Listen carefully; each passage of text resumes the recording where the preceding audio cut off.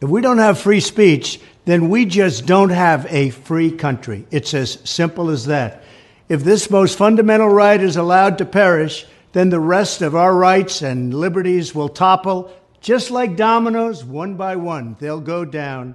That's why today I'm announcing my plan to shatter the left-wing censorship regime and to reclaim the right to free speech for all Americans.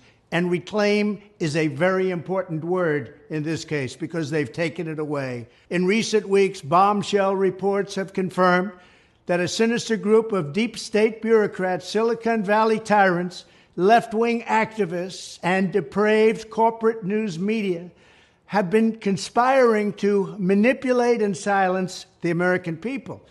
They have collaborated to suppress vital information on everything from elections to public health. The censorship cartel must be dismantled and destroyed, and it must happen immediately. And here's my plan. First, within hours of my inauguration, I will sign an executive order banning any federal department or agency from colluding with any organization, business, or person to censor, limit, categorize, or impede the lawful speech of American citizens. I will then ban federal money from being used to label domestic speech as mis- or disinformation. And I will begin the process of identifying and firing every federal bureaucrat who has engaged in domestic censorship, directly or indirectly, whether they are the Department of Homeland Security, the Department of Health, Human Services, the FBI, the DOJ, no matter who they are. Second, I will order the Department of Justice to investigate all parties involved in the new online censorship regime, which is absolutely destructive and terrible, and to aggressively prosecute any and all crimes identified. These include possible violations of federal civil rights law, campaign finance laws, federal election law, securities law, and antitrust laws, the Hatch Act, and a host of other potential criminal, civil, regulatory, and constitutional offenses. To assist in these efforts, I am urging House Republicans to immediately send preservation letters, and we have to do this right now, to the Biden administration, the Biden campaign, and every Silicon Valley tech giant, ordering them not to destroy evidence of censorship.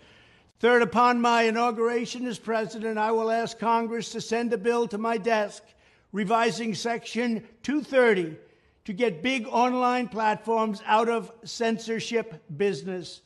From now on, digital platforms should only qualify for immunity protection under Section 230 if they meet high standards of neutrality, transparency, fairness, and non-discrimination.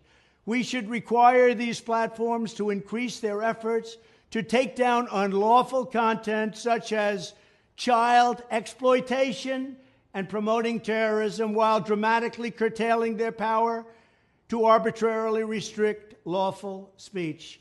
Fourth, we need to break up the entire toxic censorship industry that has arisen under the false guise of tackling so-called mis- and disinformation. The federal government should immediately stop funding all nonprofits and academic programs that support this authoritarian project. If any U.S. university is discovered to have engaged in censorship activities or election interferences in the past, such as flagging social media content for removal of blacklisting, those universities should lose federal research dollars and federal student loan support for a period of 5 years and maybe more. We should also enact new laws laying out clear criminal penalties for federal bureaucrats who partner with private entities to do an end run around the Constitution and deprive Americans of their First, Fourth, and Fifth Amendment rights. In other words, deprive them of their vote. And once you lose those elections, and once you lose your borders like we have, you no longer have a country. Furthermore, to confront the problems of major platforms being infiltrated by legions of former deep staters and intelligence officials, there should be a 7-year calling-off period before any employee of the FBI, CIA, NSA, DNI, DHS, or DOD is allowed to take a job at a company possessing vast quantities of U.S. user data.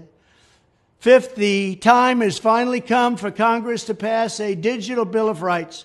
This should include a right to digital due process. In other words, government officials should need a court order to take down online content, not send information requests such as the FBI was sending to Twitter. Furthermore, when users of big online platforms have their content or accounts removed, throttled, shadow banned, or otherwise restricted, no matter what name they use, they should have the right to be informed that it's happening, the right to a specific explanation of the reason why, and the right to a timely appeal. In addition, all users over the age of 18 should have the right to opt out of content moderation and curation entirely and receive an unmanipulated stream of information if they so choose. The fight for free speech is a matter of victory or death for America and for the survival of Western civilization itself. When I am president, this whole rotten system of censorship and information control will be ripped out of the system at large. There won't be anything left.